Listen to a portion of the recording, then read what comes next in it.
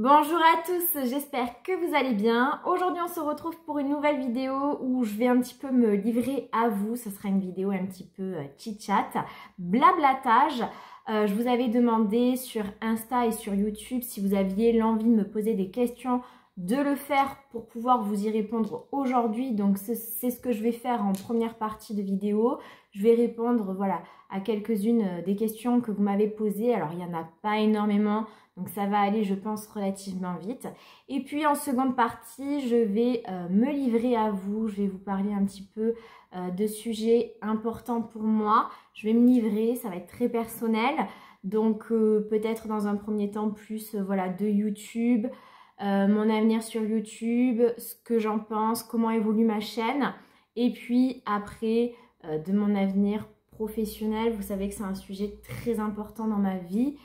Parce que c'est un sujet qui est très négatif et je pense et j'espère être en phase de changement et ça me fait très peur parce que le changement me fait peur et j'espère que en me livrant à vous, vous aurez des conseils à m'apporter en commentaire ou voilà, en message privé pour voilà, me donner votre avis et m'aider à prendre la bonne décision. Donc, si le thème de cette vidéo vous intéresse, restez avec moi. Alors oui, je vous avais demandé de me poser quelques questions et certaines d'entre vous ont joué le jeu et voilà, l'ont fait. C'est vrai qu'à chaque fois que je mets ça sur Insta ou sur YouTube, finalement, il y a très peu de personnes qui le font, qui me posent des questions. Je ne sais pas si c'est par timidité ou tout simplement parce que finalement, vous n'êtes pas très intéressé par le sujet. Mais écoutez, pour les quelques-unes qui ont joué le jeu, eh bien, je vais vous répondre. Alors aujourd'hui, j'ai peut-être une tête de fatiguée parce que je filme cette vidéo en fin de journée. C'est très rare que je le fasse. En fin de journée, il doit être 18h30. Mais parce que je ne pouvais pas le faire avant. J'étais vraiment dans un état comateux au possible. Ça n'allait pas du tout. Aujourd'hui, ma mère est venue à la maison. On a 1 heure de route et souvent c'est moi qui me déplace chez mes parents et non pas l'inverse. Mes parents prennent de l'âge, ma mère a 70 ans et je sais qu'elle n'est pas forcément hyper à l'aise en voiture. Donc c'est moi généralement qui me déplace chez mes parents. Mais là je l'ai fait venir parce que eh bien, ma croisière approche, c'est dans 15 jours exactement. J'ai vraiment extrêmement hâte. Et comme vous le savez, j'ai 2 chats, Praline et Cookie. Et bien évidemment qu'on ne peut pas les laisser tout seuls. Et je ne peux pas les amener chez mes parents parce qu'ils ne supportent pas la route et que les chats n'aiment pas le changement. Donc effectivement, quand nous partons en vacances, c'est ma mère qui vient à la maison passer quelques jours, voilà, habiter à la maison. Donc là, elle vient pour 1 semaine. Et donc à chaque fois, je la fais venir pour un petit peu refaire le point sur la maison parce que ma mère et la technologie, c'est compliqué.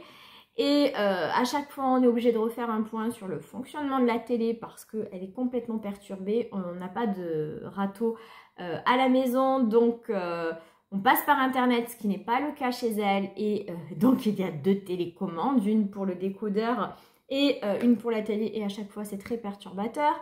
Je lui ai également, à chaque fois qu'il faut que je lui fasse une piqûre de rappel sur comment fonctionne la clim parce que, eh bien, commence à faire chaud et elle en aura peut-être besoin. Donc voilà, à chaque fois, il faut que je lui fasse des petites piqûres de rappel sur tout ça.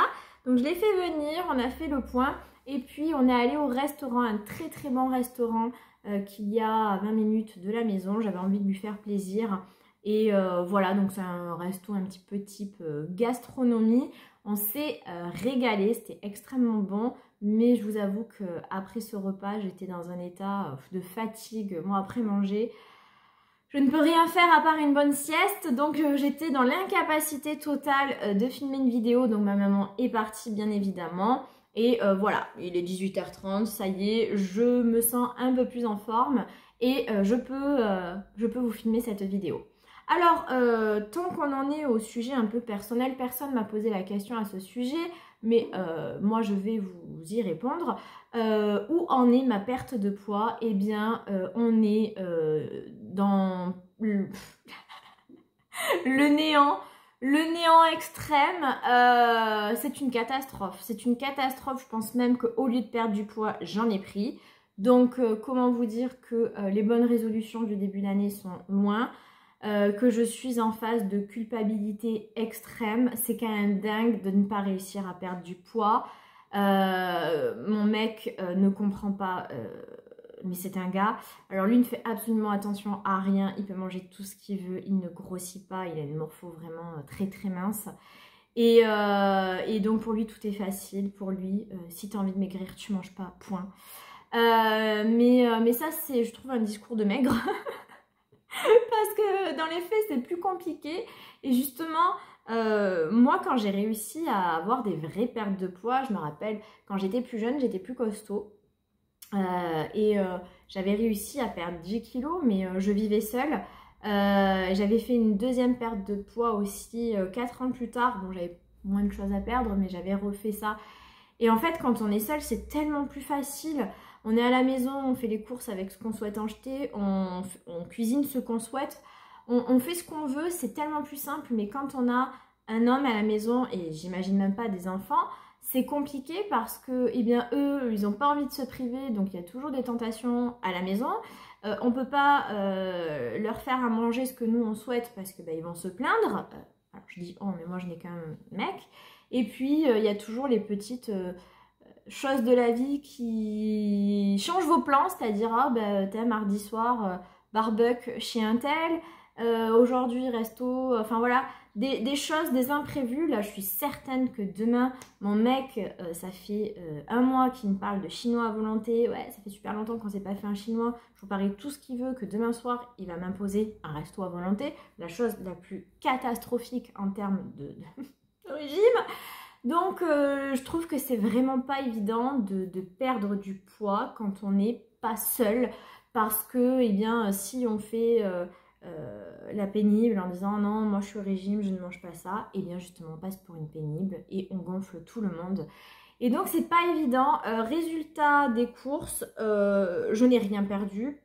Personnellement je pense même avoir pris du poids, malgré le fait que je me sois remise au sport, parce qu'au niveau alimentation ça ne va pas. Et puis disons-le, avec l'âge ça devient compliqué. Je sens bien que mon corps n'est plus le même, que je n'ai plus les mêmes capacités à perdre du poids. Avant je me disais allez j'ai envie de perdre de poids, je faisais attention 2 semaines et puis j'avais déjà perdu un petit peu les kilos superflus. Maintenant ils sont bien installés et ça devient beaucoup plus compliqué, donc j'avoue que je galère. Et je suis à 2 doigts, je vous avoue, d'aller voir un diététicien. Parce que, diététicien, parce que je n'y arrive pas par moi-même. Et je sais que finalement, ils vont rien faire de plus que me donner un régime dont je connais déjà. Voilà, je sais déjà ce qu'il faut manger. J'ai des régimes que m'avait donné ma diététicienne de l'époque, qui est sur mon plan de travail. Mais je sais pas, je me dis que peut-être d'avoir une contrainte, d'aller régulièrement chez ce diététicien, de dépenser des sous, peut-être que la motivation sera plus importante. Dans tous les cas, je voulais partir à ma croisière en bombe, en ayant perdu du poids et tout ça. Et non, pas du tout. Et puis n'oublions pas qu'en croisière, on a pris tout inclus. Donc je pense que je suis pas au bout de mes peines et que ça va être compliqué une fois sur le bateau de faire attention. Donc je suis dégoûtée et c'est quelque chose qui m'angoisse parce que je me trouve vraiment... Là, je suis très très mal dans mon corps. Je ne me supporte pas, je suis vraiment mal. Donc c'est compliqué pour moi. Le sport, c'est compliqué aussi. Je savais qu'en reprenant le travail, ça allait être compliqué. Comme vous le savez, quand j'étais en vacances, là, il y a 3 semaines, je faisais du sport tous les jours, c'était tip top. Et puis après, j'ai essayé de reprendre. Je crois que la première semaine, j'ai été 3 séances par semaine. La semaine dernière, j'en ai fait que 2 ou 3 peut-être, je sais pas. Cette semaine, pour l'instant, je suis à 0. On est samedi 18 h. Demain matin, pas le choix. Demain matin, je me lève, je fais ma séance et je pense que maintenant, je sais qu'en 15 jours avant la croisière, je vais pas réussir à grand chose, mais je vais m'y contraindre. Je me dis que ça sera toujours mieux que rien et je vais essayer de faire un max de séances et le moins d'écart possible. Essayer voilà, de faire quelque chose voilà, de très carré, pas d'écart. Ce serait bien de faire pas d'écart jusqu'à la croisière. Improbable, impossible, mais je vais essayer. Et je pense qu'au retour de la croisière, parce que ça sert à rien d'y aller avant concrètement, je vais essayer je vais prendre les choses en main et prendre rendez-vous avec un diététicienne. Voilà. Donc ça, c'était pour, voilà, moi qui vous faisais un petit compte rendu sur ma perte de poids inexistante et catastrophique. Donc, allez, je prends mon téléphone et je regarde un petit peu tout d'abord les questions sur Instagram. Alors, j'ai Nadine qui me dit « Coucou Lisa, j'espère que ça va et que tu vas continuer à nous faire de belles vidéos. Bonne soirée et des gros bisous. » Alors, pas de questions du coup, mais merci beaucoup Nadine d'être une abonnée extrêmement fidèle. Tu fais partie des plus fidèles, tu es toujours présente dans les commentaires, dans le visionnage de mes vidéos et je te remercie. C'est grâce à toi et à d'autres personnes comme toi que je continue à être sur YouTube et à me dire que voilà, c'est grâce à vous que je continue et que je garde la motivation. Donc merci beaucoup Nadine. Et est-ce que ça va? En ce moment, on va dire que rien de grave, démotivé, voilà, comme je vous dis, là, mon poids me fait du mal, je suis malheureuse, ça me rend malheureuse de me voir comme ça parce que je ne me supporte plus, mon reflet dans le miroir, donc voilà, et ça va, non, pas tellement, parce que voilà, je sens que ma vie... je suis totalement perdue en ce moment dans ma life et ça, je vous le raconte en seconde partie, donc en ce moment... c'est pas terrible. Alors ensuite, j'ai Pink Floyd 1005 qui me dit « Es-tu contente de l'évolution de ta chaîne ?» Entre parenthèses, moi j'adore. Alors tout d'abord, merci beaucoup hein, pour ta question et de m'avoir dit que tu adorais. Alors est-ce que je suis contente de l'évolution de ma chaîne? Je peux pas vraiment dire ça. Pour vous donner un ordre d'idée, j'ai passé les 1000 abonnés en avril 2024, je me rappelle.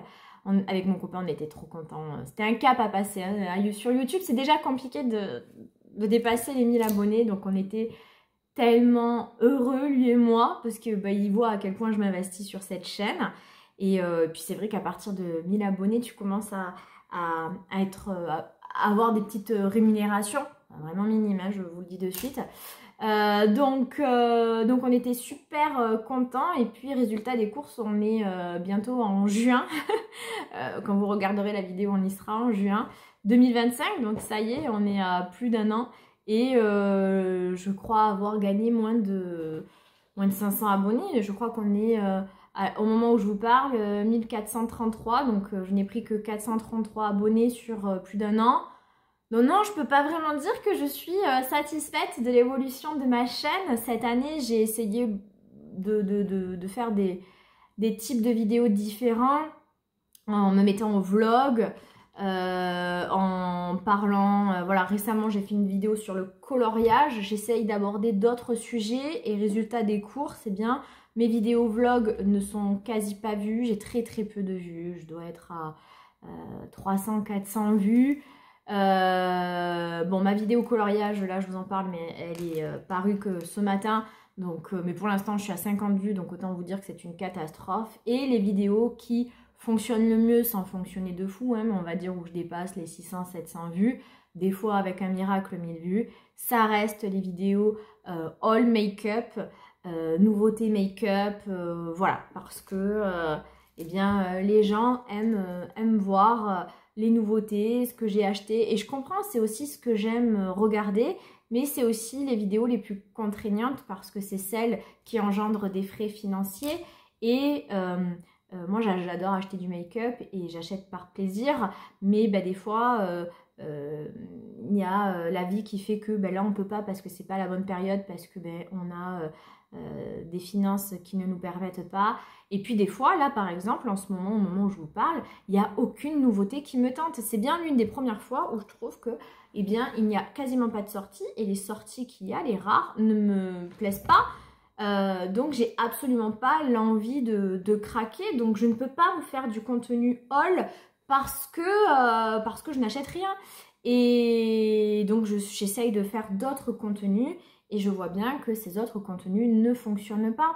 J'ai beaucoup d'espoir sur mon vlog Costa, hein, mon vlog sur ma croisière Costa. J'espère que je vais y arriver. Ça sera mon premier vrai vlog en dehors de la maison.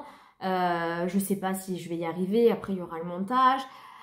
Voilà, mais j'espère que si j'y arrive, cette vidéo fera des vues parce que voilà, pour moi, ça va être un investissement. Je vais empiéter sur mes vacances pour faire ça, tout en essayant quand même de bien profiter. Et j'espère que voilà, ça va engendrer des vues et des abonnés. Mais non, je peux pas dire que pour l'instant, je suis contente de l'évolution de ma chaîne. Je vais vous en parler en seconde partie et je vous avoue que ça commence à être un petit peu décevant et démotivant. Et voilà, je sais pas qu'est-ce que je pourrais faire pour améliorer ma chaîne. J'ai eu récemment des critiques en commentaire en me disant que je parlais trop, que j'avais une voix de cruche, etc.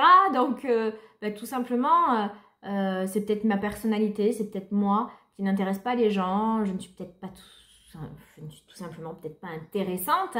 Je sais que je ne m'exprime pas super bien, même moi quand je regarde mes vidéos en fonction bah, des journées que j'ai passées. Il y a des jours où je m'exprime mieux que d'autres, des jours où je bafouille, où je répète, où je fais des fautes de français. Voilà, c'est peut-être mes vidéos ne sont pas très bien construites. Il faudrait peut-être aussi que j'améliore la qualité de mon matériel, de mon son, de mon montage. Mais tout ça, c'est des sous. Et aujourd'hui, je ne peux pas investir autant d'argent avec aussi peu de retours.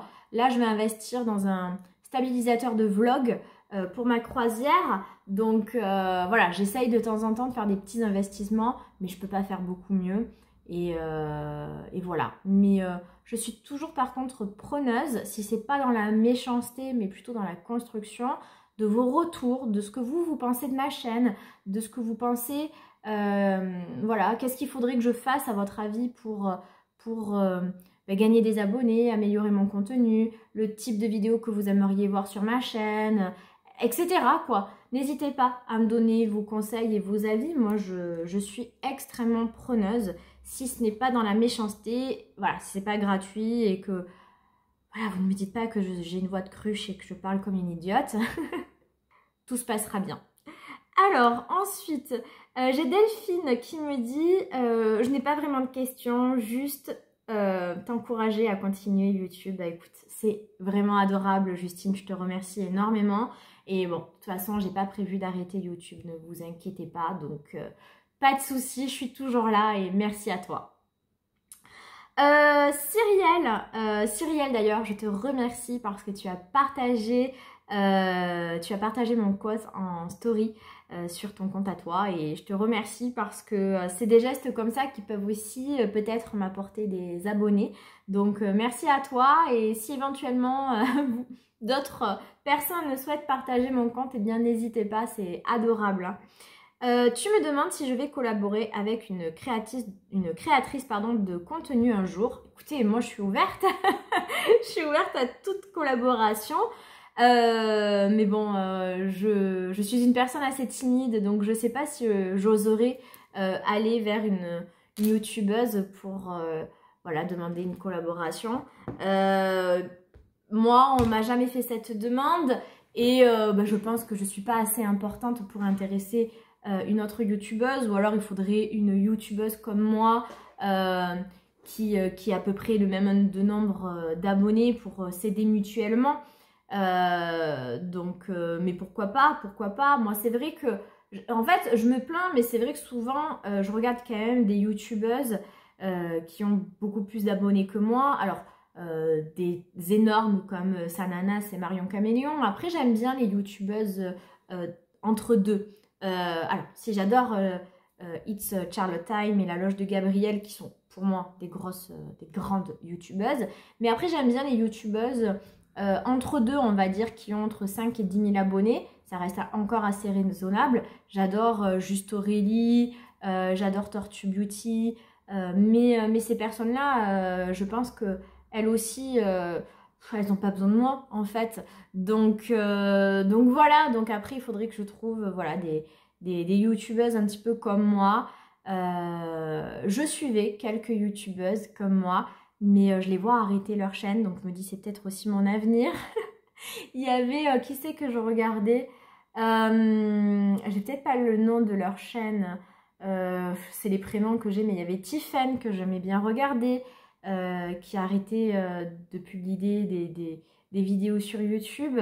Il y avait les paillettes, comment elle s'appelait? Je ne sais plus, paillettes. Ah, je vous mettrai, je suis désolée pour elle, des fois j'ai du mal, mais qui a récemment accouché, donc qui elle aussi a arrêté les vidéos. Donc voilà, mais écoutez, moi si il y a une youtubeuse qui regarde mon contenu, qui veut faire une collaboration avec moi, je ne sais pas quel type de collaboration. Je vois souvent des vidéos où les youtubeuses s'envoient des colis réciproquement avec des produits qu'elles aiment. Moi, je suis totalement partante, hein. Sachez-le, je suis partante. Je vais finir avec une... Alors, il y en a beaucoup de questions, mais sur YouTube, j'ai eu pas mal de questions également d'une seule et même abonnée. Mais voilà, elle m'a posé énormément de questions, donc je vais finir par elle. Alors, j'ai pas son nom, c'est juste J. Mathers.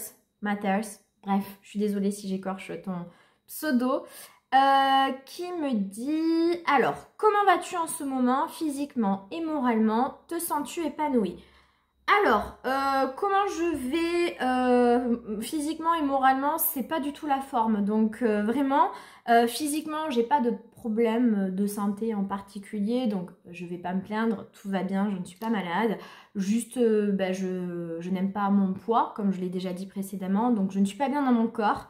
Et du coup, ça fait aussi mal au moral en fait. Ça fait mal dans son corps parce que...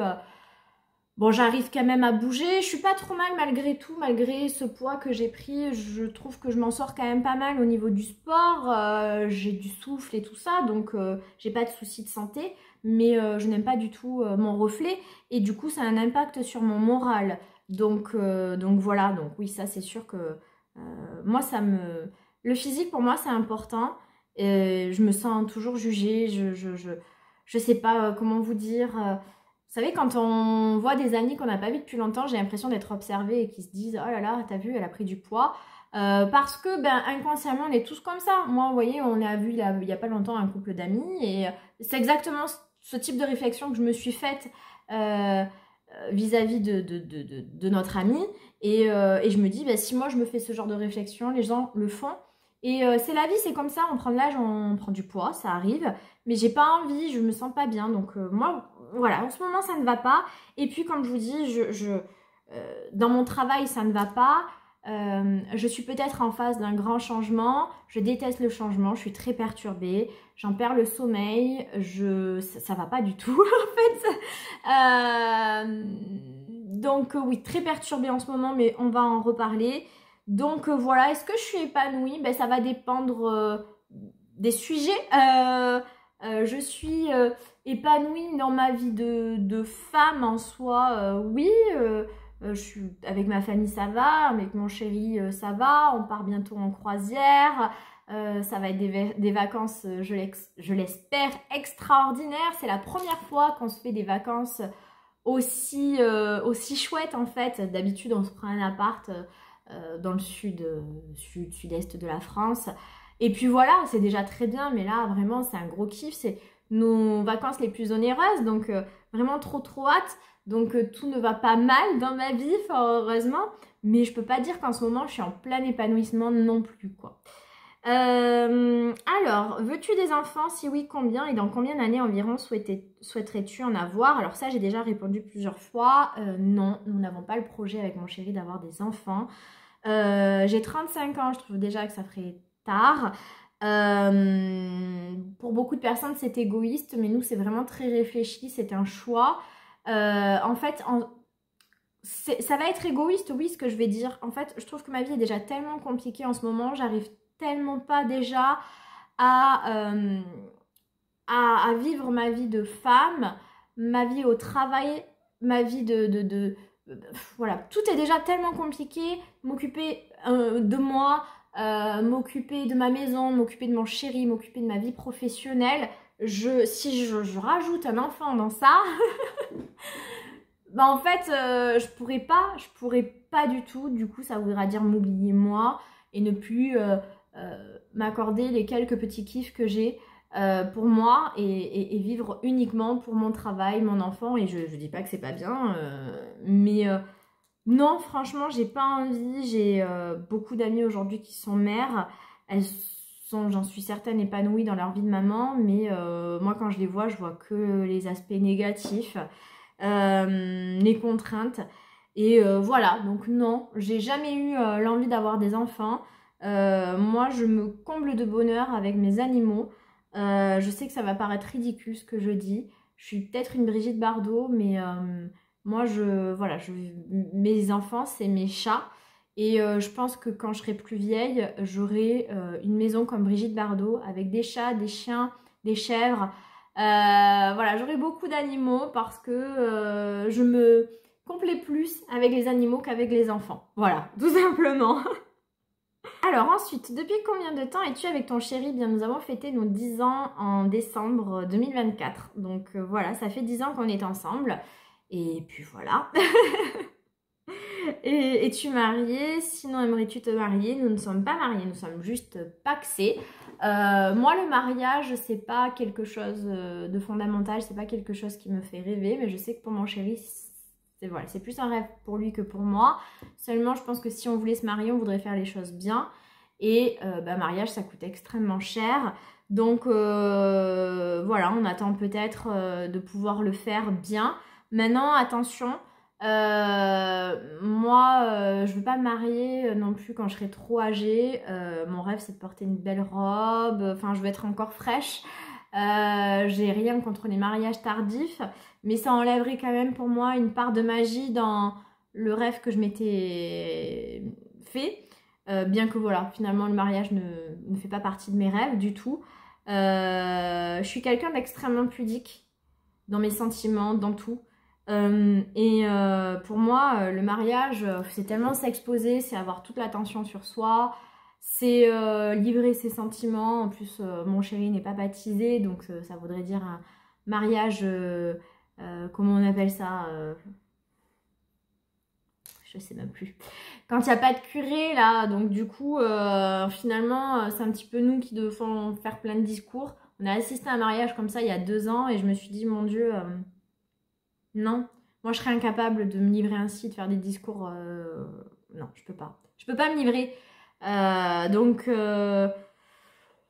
le mariage, moi, je suis absolument pas contre, mais c'est pas du tout un objectif. Si on le fait, tant mieux. Si on le fait pas, tant pis. Honnêtement, c'est pas grave. Alors, question pro. Où en es-tu dans ton boulot actuel? Comptes-tu démissionner? Je vous en parle dans quelques secondes. Quel métier aurais-tu aimé exercer? Tu as parlé de l'industrie du cinéma, mais y en a-t-il d'autres? Alors effectivement, mon rêve le plus fou quand j'étais jeune, c'était d'être costumière de cinéma. Après, qu'est-ce que vraiment j'aurais voulu faire? En fait, c'est ça mon problème, c'est que j'ai jamais vraiment su ce que je voulais faire de ma vie.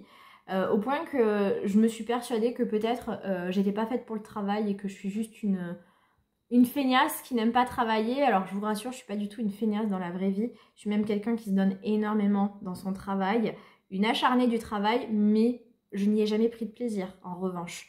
Donc voilà, dans ma famille, le travail c'est très important. Je suis issue d'une famille d'artisans qui ont bossé toute leur life, qui ont bossé très très dur à ne pas compter les heures. Et je pense que mon père n'aurait pas accepté d'avoir des filles feignasses qui ne font rien de leur vie. Donc que ce soit ma soeur ou moi, on est vraiment des bosseuses. On bosse beaucoup, mais après, très honnêtement, j'ai jamais pris de plaisir à aller au travail. J'espère que c'est juste parce que je n'ai pas trouvé la bonne voie et que c'est pas tout simplement parce que je ne prendrai jamais de plaisir au travail. Mais en fait, j'ai jamais vraiment su ce que je voulais faire. Je pense, je suis un poisson, que je suis quand même quelqu'un plutôt de créatif. Et dans l'imaginaire et que je pense que j'aurais été beaucoup plus épanouie dans un métier voilà, où il y avait plus de création, voilà, artisanale ou quelque chose comme ça.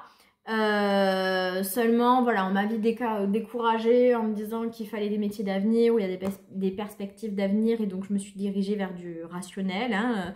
Mais je pense certainement que j'aurais été plus épanouie dans un métier plus manuel. Ouais, costumière, c'était vraiment un rêve. Maintenant, depuis maintenant quelques années, depuis 10 ans, le maquillage me passionne, l'esthétique. Peut-être oui, travailler dans le cosmétique. C'est encore une question que je me pose, hein. Qu'est-ce qui m'aurait passionné? Voilà. Si tu en avais l'opportunité, aimerais-tu vivre seulement de YouTube en tant que créatrice de contenu beauté lifestyle? Bien sûr. Bien sûr. Si je pouvais, j'aimerais ne faire que ça. Bien sûr, il faudrait que mes contenus soient beaucoup plus évolués et beaucoup plus qualitatifs. Mais aujourd'hui aussi, ma contrainte, c'est que je fais ça un petit peu, entre guillemets, à l'arrache. Parce que je n'ai que le samedi après-midi pour filmer des vidéos. Je monte un petit peu le matin en prenant mon petit-déj, un petit peu le soir. Je fais ça à chaque fois, voilà, entre midi et deux, voilà, après avoir mangé vite fait.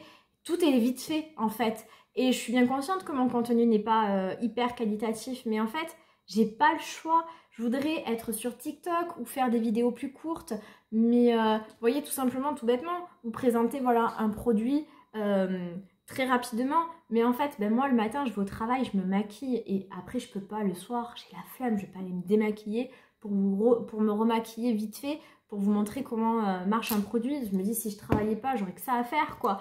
Donc oui, si je pouvais, j'aimerais ne vivre que de ça c'est clair. Vivre de sa passion, vivre d'un kiff, bien sûr que ça serait génial.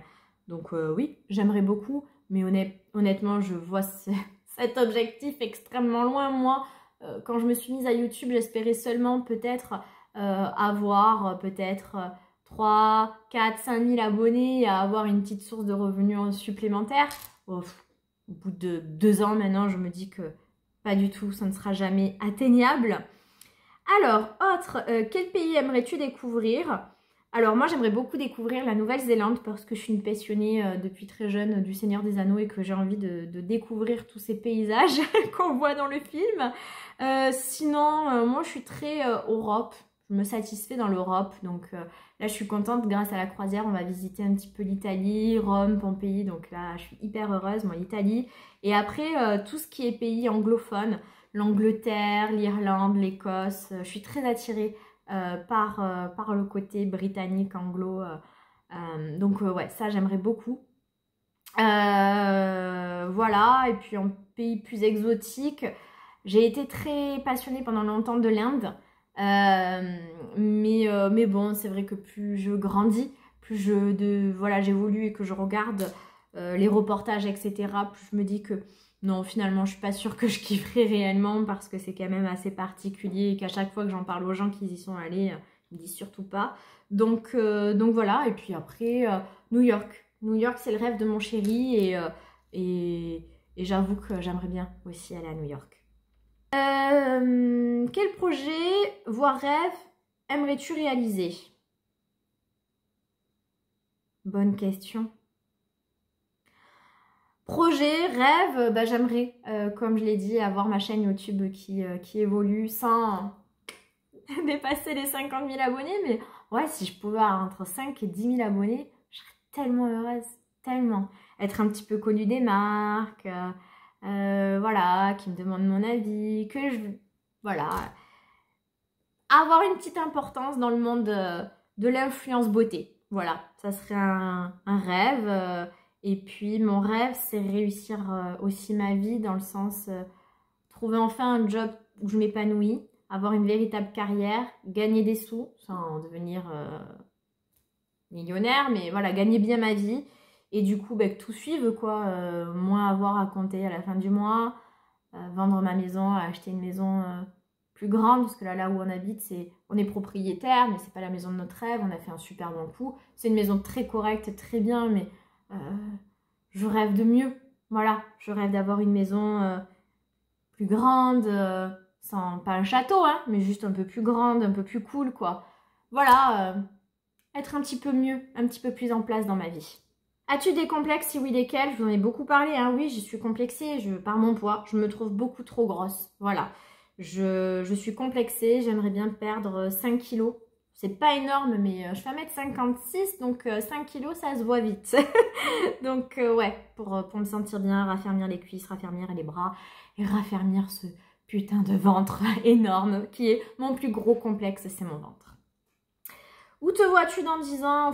Honnêtement, ce genre de questions, je n'ai jamais su y répondre, je ne sais pas. Je sais pas. J'espère, comme je vous ai dit, être dans un poste qui me plaît, un travail qui me plaît, avoir une carrière, voilà, être plus en place dans la vie. Voilà, être plus en place. Dans une nouvelle maison un petit peu plus grande, voilà. Et quel conseil donnerais-tu à la Lisa d'il y a 10 ans en arrière? Alors, il y a 10 ans en arrière, j'avais 25 ans. J'ai plus des conseils sur la Lisa d'il y a 13 ans. Non, même plus. Non, la Lisa qui avait 19 ans. Réfléchis à ton avenir. Ne te précipite pas. Vous savez, quand on allait sur Parcoursup et qu'on a dû choisir ses études sup, je lui dirais ne choisis pas BTS immobilier, il n'y a pas d'avenir là-dedans. C'est ça que je lui dirais. Choisis ton deuxième choix en dessous. Je sais pas si tu t'y épanouiras plus, mais à mon avis, tu seras plus en place et ta carrière sera plus évoluée. Enfin, je sais pas. En tout cas, voilà, ne fais pas BTS immobilier. Tu n'y gagneras rien à part des ennuis. Voilà. Donc voilà pour toutes ces questions. Voilà, il n'y a pas eu beaucoup de questions finalement sur Instagram. Il n'y a pas beaucoup de personnes qui m'ont posé des questions, mais toi, tu en as posé beaucoup. Donc, tu as rempli le job. Donc, je te remercie beaucoup d'être présente et de m'avoir posé tant de questions. Alors, on va commencer rapidement. YouTube, j'en ai déjà pas mal parlé. Donc, je vais être très brève sur le sujet. YouTube, eh bien, YouTube, ça ne décolle pas. Je suis à 1430 et quelques abonnés. Cette année, j'ai décidé de me mettre au vlog. Je prends énormément de plaisir par contre à faire des vlogs. C'est vrai que c'est assez kiffant et c'est moins contraignant. Parce que moi, quand je filme une vidéo, je suis obligée un petit peu de tout déménager dans mon salon. C'est assez contraignant. Il faut trouver des thèmes, voilà, c'est de la préparation. C'est vrai que le vlog, c'est plus spontané et c'est assez kiffant. Même au niveau du montage, je trouve ça kiffant à faire, choisir des petites musiques et tout ça. Donc voilà, mais pas de vues. Donc, l'avenir de ma chaîne, c'est sûr que c'est compliqué parce que j'ai peur qu'à un moment donné, je me démoralise. Surtout que ces derniers temps, j'ai eu des commentaires pas très sympas. Ça ne concerne qu'une seule personne. Et en plus, merci à toutes parce que vous avez su lui répondre. Donc, en fait, le problème, c'est que, en fait, c'est démoralisant et ça donne des complexes. Parce qu'en fait, à un moment donné, je me dis pourquoi ma chaîne n'évolue pas. Et en fait, ça vous fait vous remettre en question en vous disant, mais peut-être tout simplement, c'est moi le problème. C'est ma personnalité, je suis peut-être pas marrante, fun, je suis pas intéressante, tout simplement. Je fais pas du contenu qualitatif. Voilà, ça déprime dans le sens où en fait, vraiment, ça vous fait remettre en question et... je suis nulle en fait, je suis nulle et je n'intéresse pas les gens. Donc c'est compliqué. J'ai pas d'autres, je ne sais pas quoi filmer de plus. Voilà, vous parlez d'avenir de YouTube, voilà, je vais continuer. Je dis pas que je vais arrêter. Pour l'instant, c'est pas du tout dans mes projets d'arrêter. Mais voilà, je ne sais pas trop quoi faire d'autre comme contenu. J'attends aussi beaucoup de vous en commentaire pour me dire vous, qu'est-ce que vous aimeriez voir sur ma chaîne, pourquoi vous pensez que ça ne marche pas, est-ce que voilà, je parle trop vite, je m'exprime mal, mes contenus ne sont pas assez qualitatifs parce que ce n'est pas assez cadré, je ne suis pas de fil conducteur, ma qualité de vidéo n'est pas assez bonne, je montre pas assez bien les produits, mes montages sont nuls. N'hésitez pas à me dire, et après, bon, moi je ferai en fonction de mes moyens aussi, parce que comme vous le savez, je suis limitée par mes moyens et mon matériel. Mais voilà, j'essaye, j'apprends, je fais de mon mieux, et je suis là, je suis à l'écoute, donc n'hésitez pas à me dire. Donc voilà, aujourd'hui je vais continuer YouTube, je vais continuer entre vidéo make-up et tout ce qui en dérive quoi, tout ce qui est autour du make-up et vlog. Et puis voilà, et surtout n'hésitez pas à me dire vous ce que vous souhaitez voir sur ma chaîne. Alors, le sujet de ma vidéo, mon avenir professionnel. Donc pour celles qui ne me connaissent pas, ça fait 13 ans que je suis dans l'immobilier, j'ai fait un BTS immobilier et depuis ça fait 13 ans que je fais de l'immobilier. J'ai en tout travaillé dans 3 agences différentes, de la toute petite agence à la plus grosse agence, ou voilà les grosses chaînes, voilà. Je n'y travaille plus, donc je peux vous le dire, j'ai travaillé chez Citia, je ne sais pas si vous connaissez. Aujourd'hui, ça fait 5 ans que là, je suis dans une petite structure, une toute petite agence dans un village tout à côté de chez moi. Et dans l'immobilier, j'ai fait quasiment tous les métiers que propose l'immobilier. J'ai fait la vente, ça ne m'a pas plu. J'ai été à la location, c'était chouette, mais voilà, au bout d'un moment, c'est un peu lassant. Et puis quand vous prenez de l'âge, vous souhaitez avoir un petit peu plus de responsabilité parce que c'est un métier, voilà, quand on est jeune, quoi, mais voilà, c'est pas... Voilà, c'est assez métier facile et où il n'y a pas de perspective aussi. Enfin voilà, les salaires restent moyens parce que le métier n'est pas compliqué en soi. Et puis ça fait 5 ans là que je suis gestionnaire.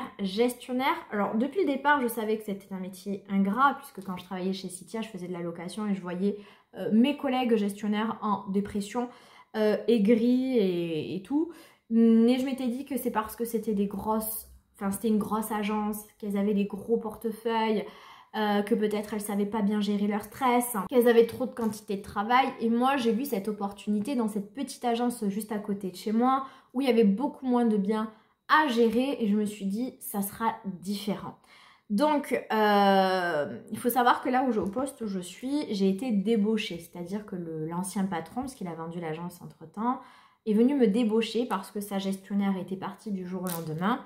Et en fait, il y avait une employée de cette agence qui avait été une de mes alternantes dans une précédente agence, qui avait parlé de moi à ce patron. Il m'a contactée, justement, ça faisait depuis un moment que j'avais envie de partir de là où j'étais parce que c'était pas très intéressant et que c'était sur Agen, qui est quand même à 30-40 minutes de chez moi. J'en avais un peu marre de faire la route. Et là, c'était à 10 minutes de la maison, donc c'était tellement parfait. Donc j'ai été embauchée. La première année s'est super bien passée parce que j'avais un tout petit portefeuille. Beaucoup de personnes ne savent pas, je pense, ce qu'est le travail de gestionnaire. Gestionnaire locatif, en fait, c'est faire le lien entre le propriétaire et le locataire. Donc je devais développer mon portefeuille pour avoir plus de biens en gestion. Et après, gérer tout ce qui est travaux, sinistres, impayés et surtout la relation entre les locataires et les propriétaires qui est une relation pour la plupart du temps négative. Hein. Souvent les locataires ne s'entendent pas avec leurs propriétaires et vous êtes au milieu de tout ça et vous devez gérer. Et en fait, je me suis rendu compte que ce métier, c'était vraiment que du négatif et de la gestion de conflits. Et c'est très très compliqué et au bout de 5 ans, je peux vous confirmer que ce métier, ce n'est que de la négativité et que ce n'est pas possible de faire carrière là-dedans. Ou sinon, vous devenez une vieille meuf aigrie parce que ce n'est pas possible de faire autrement. Moi, je suis une personne plutôt dans ma vie perso, calme, qui m'énerve quand même difficilement. Je suis cool. Dans ma famille, on a toujours dit que moi, ma soeur, c'était le feu et moi, je suis l'eau, quoi. Je suis cool, Voilà. Quand je suis au travail, je suis une autre personne parce que les gens me font sortir de moi-même. Je n'aime pas la personne que je suis en train de devenir et mon travail il est pour beaucoup. Je déteste ce que je fais. Je déteste. Aujourd'hui, ça fait 5 ans. La première année s'est bien passée parce que j'avais peu de biens à gérer. On s'est vite développé. On a beaucoup agrandi. On a doublé le volume de notre portefeuille. Aujourd'hui, je gère à moi toute seule parce que je suis vraiment toute seule à gérer ça. Un peu plus de 320 logements. Ce qui veut dire 320 locataires, 320 propriétaires. À moi toute seule, quand le téléphone aujourd'hui il sonne à l'agence, 70% du temps ce sont des appels pour moi. Je peux être vite surmenée. Voilà, c'est compliqué. Et souvent ce sont des problèmes. Et les gens aujourd'hui n'ont aucune tenue. Quand ils ont un problème, ils vous mettent toute la faute sur vous. Vous êtes responsable de tous leurs problèmes. C'est-à-dire qu'ils vous appellent pour vous dire j'ai une fuite d'eau, c'est vous. Comme si c'était vous dans la nuit qui étiez venu couper le tuyau et faire en sorte qu'il avait un dégât des eaux. Vous allez vous dire vous inquiétez pas, je vais gérer, je m'occupe de tout. Non, puis il faut que ça soit fait là, dans la minute qui suive.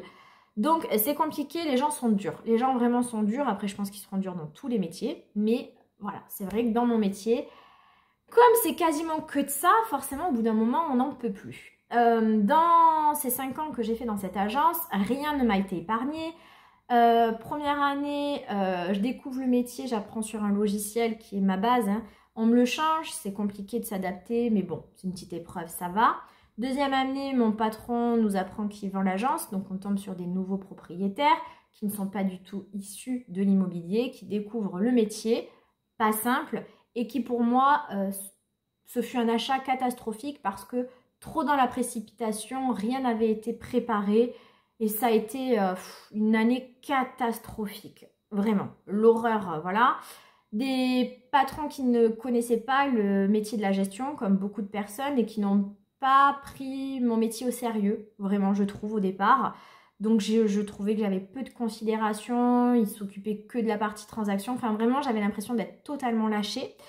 Troisième année, ça se passe bien, mais voilà, moi, il y avait une problématique dans mon agence, je n'arrêtais pas de la soulever. C'est qu'en fait, aujourd'hui, la gestion est en binôme avec la location. On est obligé d'avoir un binôme à la location. La gestionnaire ne peut pas tout faire. Elle ne peut pas faire tout le travail de gestion et les visites et les états des lieux, la gestion des clients qui appellent, organiser les visites, ce n'est pas possible. Donc, on avait un poste location, mais que mon ancien employeur avait décrété que voilà, ce serait des alternants qui occuperaient ce poste. Donc, au niveau des alternants, moi, j'ai rien contre, mais un alternant, pour moi, ça doit être un élément qui vient apporter un soutien, qui est en apprentissage déjà, et qui doit après être un soutien pour une équipe. Nous, les alternants occupaient un poste à part entière dans notre agence. Donc, le problème, c'est que un alternant, nous, on a eu un alternant qui est arrivé à notre agence qui n'avait même pas 18 ans, qui n'avait pas le permis. Vous vous imaginez? Comment voulez-vous qu'il fasse des visites en n'ayant pas le permis? Alors, ça n'a duré que quelques semaines, mois. On va dire, je crois que ça a duré un mois et demi, 2 mois, je ne sais plus. Mais on confie un métier à des gamins. Je n'ai rien contre, mais on ne peut pas... Enfin, pour moi, c'est inconcevable. Donc, j'avais un service, mon binôme, qui a une importance quand même primordiale, c'est l'image de l'agence. Et on confiait cette tâche à des alternants. Alors, je ne dis pas, ils ont tout donné, ils ont fait de leur mieux, mais on ne peut pas demander un travail aussi parfait à un alternant qu'à quelqu'un qui est vraiment embauché. Et ça, depuis le départ, je le disais parce que moi, je passais mon temps à rattraper leurs erreurs parce que, oui, ils sont jeunes et c'est pas leur métier.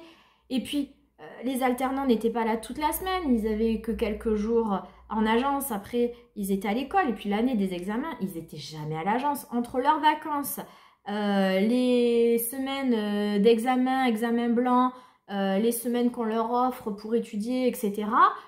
Moi, j'avais jamais personne au service location et du coup, j'étais souvent contrainte de faire 2 métiers, quoi. Donc, l'horreur. Pendant 2-3 années, j'ai dit non, mais il faut embaucher quelqu'un, il faut embaucher quelqu'un. Finalement, ils ont embauché quelqu'un, pas de chance. Cette personne est très rapidement tombée enceinte, s'est mis tout de suite en arrêt. On a trouvé une remplaçante qui est ma collègue actuelle, qui est une personne en or, mais bon, oui, je pense beaucoup trop... bien, enfin comment dire, pas bien, mais voilà, qui est forcément, voilà, attendait sûrement une rémunération et un poste plus important au vu de ses compétences, qui finalement, voilà, ne renouvelle pas son CDD et qui donc part à la fin du mois de juin. Et ma collègue qui a accouché a posé un congé maternité, ne reviendra pas au bout d'1 an, enfin avant 1 an. Donc, résultat des courses, qu'est-ce qui se passe? Pourquoi je suis si mal en ce moment? C'est qu'en fait, au 30 juin, je suis toute seule. Je suis toute seule pour assumer 2 métiers pour une durée indéterminée. Voilà. C'est pourquoi j'ai pris mes congés en juin et non pas en été, au mois d'août ou au mois de juillet, parce que l'été va être un enfer pour moi. Je vais faire 2 métiers, je pense que je vais être sous pression et à mon avis... en burn-out parce que je ne vois pas comment, enfin rien que d'y penser, j'ai des palpitations et j'ai une angoisse parce que je sais que ça ne se passera pas bien. L'été est une période pour nous à la location la plus faste, là où on a le plus de travail et je serai toute seule et ça me crée des angoisses monstrueuses. Donc j'ai pris mes vacances au mois de juin pour au moins me dire que je prends des vacances, sinon je pense que je n'aurais pas pu prendre de vacances. Et c'était inconcevable. Sauf que là, je crois que j'en ai marre. J'en ai marre, je n'aime pas le métier que je fais et j'ai sans arrêt des convenus. Alors, je sais que mes patrons n'en sont absolument pas responsables et qu'ils subissent aussi et que ça ne doit pas être simple aussi pour eux parce que là, ils doivent rechercher, etc. Mais en fait, à chaque fois, ça tombe sur mon service et j'en peux plus. Je n'en peux plus de subir ça. Je vous l'ai toujours dit que je n'aimais pas mon métier. J'ai eu vraiment des moments dans ces 5 ans de métier où j'étais en burn-out. Concrètement, je ne faisais que pleurer, je faisais des crises d'angoisse, j'étais vraiment mal. Mais ma force, c'est que j'ai une capacité et une résistance à la douleur. Et malgré tout, tous les matins, j'y allais. Alors, pas avec la niaque. Enfin, je bossais comme une acharnée, mais voilà, malheureuse, la boule au ventre. Mais j'y allais et je donnais tout ce que je pouvais. Mais là j'en ai marre de subir ma vie, en fait. J'en ai marre. J'ai pas de perspective d'évolution. Je vois pas, voilà, on pourra jamais... je pourrais jamais évoluer. De toute façon, on est une petite agence. Qu'est-ce que je peux faire? Rien, en fait. Je peux rien faire de plus. Ils me disent à chaque fois, ben, si on va développer le portefeuille gestion et tu seras responsable de ton service, on développe rien du tout. Au contraire, là, ça devient très très compliqué parce qu'on est sur un petit village et que nos clients sont âgés et que malheureusement, ils décèdent tous les uns après les autres. C'est très triste. Hein. Excusez-moi, j'ai été coupée par un appel. Je sais même plus ce que je disais. Mais bon, bref, je pense que j'étais en train de me plaindre de mon travail actuel. Bref, on va s'arrêter dans la négativité et du coup, eh bien écoutez, face à cette nouvelle déconvenue, comme à chaque fois que je suis contrariée, je me mets sur Indeed et là, j'ai décidé de postuler sur tout ce que je pouvais trouver. J'ai postulé dans des agences d'intérim, j'ai repostulé à la Massif. Vous savez, la Massif, c'est là où j'ai postulé au mois de février, où voilà, ils avaient besoin de quelqu'un en avril et moi j'avais un préavis de 2 mois. Donc j'ai passé tous les entretiens mais j'ai pas été retenue parce qu'ils avaient besoin de quelqu'un rapidement. Ils ont remis une offre, j'ai repostulé. Ben écoutez, je sais pas, peut-être qu'en fait j'avais pas fait bonne impression en entretien parce qu'ils ne sont pas du tout revenus vers moi. Donc voilà. Et eh bien j'avais également postulé en banque puisque bien, la banque ça a été vraiment une option dans mon choix. Je vous disais sur Parcoursup, mon premier choix avait été le BTS immobilier mais le deuxième était le BTS banque. Et voilà, comme j'avais été acceptée au BTS immobilier, je suis partie dans l'immobilier. Mais effectivement, la banque est toujours restée dans un creux de ma tête. J'ai une amie qui travaille en banque, qui est beaucoup plus jeune que moi, que je vois évoluer et qui aujourd'hui est à un niveau de carrière et de vie bien plus haut que moi. Et c'est vrai que voilà, c'est quelque chose qui m'est toujours resté dans un creux de ma tête. J'aurais pu déjà être dans la banque maintenant depuis 2 ans, puisqu'il y a 2 ans, ça allait déjà pas bien dans mon travail. Et j'avais postulé à la caisse d'épargne et j'étais prise. Et je me suis rétractée au dernier moment parce que j'ai paniqué. Et j'ai peur que ça se reproduise parce que je suis une grosse peureuse de la vie. Et voilà, il ne faut pas. Donc, je ne suis pas du tout prise pour l'instant à la Banque Populaire. Et franchement, je pense qu'il ne faut pas non plus que je m'excite. J'ai passé plusieurs étapes parce que vous savez, enfin je sais pas si vous savez, mais dans ce genre de métier, les entretiens sont assez lourds. On va dire que j'ai passé 2 étapes et qu'il me reste une 3e étape la semaine prochaine. On croise les doigts. J'espère que je vais être prise parce que tout le monde est beaucoup trop excité autour de moi et y croit beaucoup. Et j'espère que je vais pas être déçue comme pour la Massif. Donc j'espère être prise et en même temps je suis en panique totale parce que eh bien, c'est un métier que je ne connais pas. Alors je vais pas être lâchée dans la nature, il va y avoir des mois de formation. Mais moi le changement me fait toujours beaucoup trop peur. Et oui, je suis anxieuse. Je suis anxieuse de partir dans un autre univers, dans un autre environnement, de repartir à zéro. Parce qu'aujourd'hui je n'aime pas mon métier mais concrètement je le connais par cœur et je le maîtrise et je pense être pas trop mauvaise dans ce que je fais. Et c'est satisfaisant de savoir qu'on fait bien les choses et qu'on fait bien son métier. Là, je vais partir dans quelque chose de nouveau. Ça va être dur, ça va être compliqué. Il va y avoir beaucoup d'apprentissage et de choses à apprendre, tout simplement. Et oui, ça me fait peur. Ça me fait très très peur. Après, il y a plein de choses qui me font peur aussi. C'est si ça marche, l'annoncer à mes patrons. Qui déjà sont en train d'essayer de recruter quelqu'un à la location. J'ai l'impression que je leur mets un petit poignard dans le dos. Surtout que je sais qu'ils sont en train de tout faire pour trouver quelqu'un à la location au plus vite et qu'ils ont même déjà quelqu'un dans le viseur. Et moi, je risque de leur faire ça. Il faut savoir que moi, mon métier, personne ne sait le faire à mon agence. Ils en sont conscients, mais voilà, ils n'ont jamais pris le temps d'apprendre mon métier. Et si je m'en vais, après personne n'est irremplaçable, mais c'est sûr que il va falloir que soit ils recrutent vite, soit ils se mettent à essayer d'apprendre mon métier pour pas être dans l'incapacité de faire la gestion, qui est un métier primordial, parce que autant quand on ne sait pas faire de vente, au pire on arrête de rentrer des biens et on fait une petite pause. Autant nous, c'est des biens qu'on a à la gestion et tous les mois il y a des étapes et on peut pas laisser tomber 320 locataires et 320 propriétaires d'un coup. Donc voilà, je suis complètement paumée. Alors là, j'anticipe, je vous parle d'un projet alors que ce n'est pas fait. Je vous tiendrai bien sûr au courant de vous dire si j'ai le job ou pas. De toute façon, ça va être très rapide. J'ai mon dernier entretien jeudi prochain et je suis en congé vendredi. Ce qui veut dire que si ça se fait, il va falloir que j'annonce ça à mes patrons durant ma première semaine de congé avant de partir en croisière. Situation hyper délicate quoi. Je pense que dès que je vais envoyer un message en disant est-ce qu'on peut se voir alors que je suis en congé, ils auront compris. Et c'est hyper gênant, c'est hyper gênant. Je pense que je publierai cette vidéo qu'une fois que tout sera fait, parce que j'aurais trop peur qu'il la voie par inadvertance. Je vous dis ça parce que moi, il faut savoir que dans mon entourage, personne ne sait que j'ai une chaîne YouTube parce que je ne veux pas, je suis très pudique et je ne veux pas que ça se sache. À part mon chéri, officiellement, il n'y a personne qui le sait. Après, je sais qu'il a eu 2-3 amis qui sont tombés dessus et peut-être que en fait, au final, ces 3 amis l'ont dit à tout le monde. Mais en tout cas, personne m'a avoué qu'il savait que j'avais une chaîne et officiellement, personne ne le sait. Et certainement pas sur mon lieu de travail. Mais on ne sait jamais ce qui peut arriver, donc je publierai cette vidéo qu'une fois que tout sera fait. Si ça se fait, encore une fois, puisque rien n'est décidé. Alors pourquoi je suis anxieuse? Parce que c'est un nouveau métier, parce que eh bien, la rémunération au départ sera moins importante que celle que j'ai, parce que ben voilà, je suis novice dans le métier et qu'ils ne peuvent pas me donner un salaire de fou.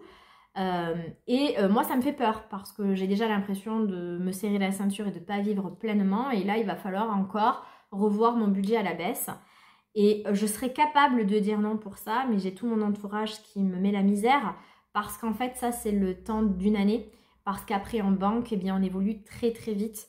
D'ailleurs dès le 18 mois votre salaire est augmenté et puis il y a des primes très régulièrement, intéressement, participation, variable, 13e mois, que je n'ai pas du tout ici. Alors la première année c'est un peu bâtard parce que si je devais être prise ça sera en septembre et que tout est calculé, voilà, donc bon bref c'est un petit peu compliqué. Mais ce que je veux dire par là c'est qu'effectivement la première année je vais perdre en rémunération par rapport au poste que j'occupe, et pour moi psychologiquement c'est difficile à admettre parce que je suis une personne du présent et pas de l'avenir. J'ai du mal à voir l'avenir. Mais voilà, ça, tous les gens à qui j'en parle me disent stop, arrête. Ok, ça va peut-être être dur pendant une année, mais après, financièrement, tu vas gagner bien mieux que là où tu es. Et je vais avoir du temps pour moi. Il y a des week-ends de 2 jours et demi. C'est-à-dire que je vais travailler jusqu'au samedi matin. J'aurai tous mes samedis après-midi, tous mes dimanches, tous les lundis. Et puis bon, on le sait, à la banque, les RTT, tout est plus simple. Ce qui veut dire aussi que j'aurai aussi peut-être plus de temps aussi pour vous sur YouTube, pour faire du contenu. En fait, je pense que j'aurai un rapport qualité-vie qui sera tellement plus agréable. Donc, rien n'est fait. Je vais vous tenir au courant, mais j'espère que ça va se faire. Je croise les doigts. Je suis sur la bonne voie. Là, je vais vraiment préparer à fond mon entretien de jeudi. Certainement que quand vous aurez vu la vidéo, on aura déjà la réponse. Je suis même pas sûre que je la publierai si je suis pas prise parce que je serais tellement dégoûtée. Mais ce qui me fait peur aussi, c'est voilà, il faut que je dise oui sans réfléchir, parce que si je me mets à réfléchir, j'ai des angoisses. J'ai peur de le dire à mes patrons, j'ai peur de partir, de pas connaître le métier, que ça ne me plaise pas, de la rémunération. Il ne faut pas que je réfléchisse à tous ces sujets. Si je suis prise, il faut que je fonce la tête baissée et que je dise oui, et que je ne me questionne pas, et que j'aille voir mes patrons et que je démissionne, et que je ne commence pas à activer mon cerveau, parce que sinon je suis capable de prendre la mauvaise décision. J'ai déjà refusé un poste à la banque. Je ne peux plus faire 2 fois l'erreur. Donc cette fois-ci, je fonce tête baissée. Je vais tout donner. Je vais tout donner. Et j'espère que l'année 2025 sera l'année du changement. J'avais vu un horoscope, j'y crois absolument pas, mais comme quoi les poissons, parce que je suis poisson, c'était leur année cette année. Donc j'espère que ça sera mon année et j'espère que je vais avoir ce job, que je vais prendre la bonne décision et que je vais enfin quitter ce boulot qui m'a tellement pourri mon existence pendant 5 ans, qui a été tellement invasif dans ma vie, qui m'a détruit la santé, même si j'ai pas de problème de santé, mais qui, voilà, la santé morale en tout cas, qui m'a changé moi, et ça j'ai pas envie. Donc j'espère que l'année 2025 sera la bonne, l'année du changement. Souhaitez-le moi, vraiment, souhaitez-moi ça. Croisez les doigts pour moi. Et on se reparle très vite, je reviendrai très rapidement vers vous pour vous dire le verdict. Ça se trouve, vous ne verrez jamais cette vidéo parce que vraiment, je pense que si je ne suis pas prise, je couperai. J'ai pas envie, je ferai un montage, je vous dirai c'est bon, je parle pas de la seconde partie parce que j'ai pas été prise. Mais voilà, je croise vraiment les doigts, j'espère. Et si je suis prise, j'espère que je serai pas idiote comme la dernière fois pour dire non. Mais non, je ne dirai pas non, je ne peux pas. De toute façon, j'ai tout le monde autour de moi qui me met la pression et non, je ne dirai pas non. Donc écoutez, voilà pour cette vidéo. Merci à celles qui ont joué le jeu et qui m'ont posé leurs questions. Merci d'avoir été présente tout le long de cette vidéo qui a été très très longue, j'en suis bien consciente. Si vous avez aimé la vidéo comme d'habitude, n'hésitez pas à la liker. Si vous avez d'autres questions, n'hésitez pas à me les poser en commentaire ou en message privé sur Instagram. Si vous avez des conseils à m'apporter, si vous travaillez dans le milieu bancaire, si vous voulez me rassurer, faites-le s'il vous plaît. Faites-le en message privé sur Insta, c'est super important. Pour moi. Et puis voilà, donc quoi vous dire de plus, likez, abonnez-vous comme d'habitude. Et moi sur ce, je vous fais plein de gros bisous et je vous dis à très vite pour une prochaine vidéo. Ciao ciao.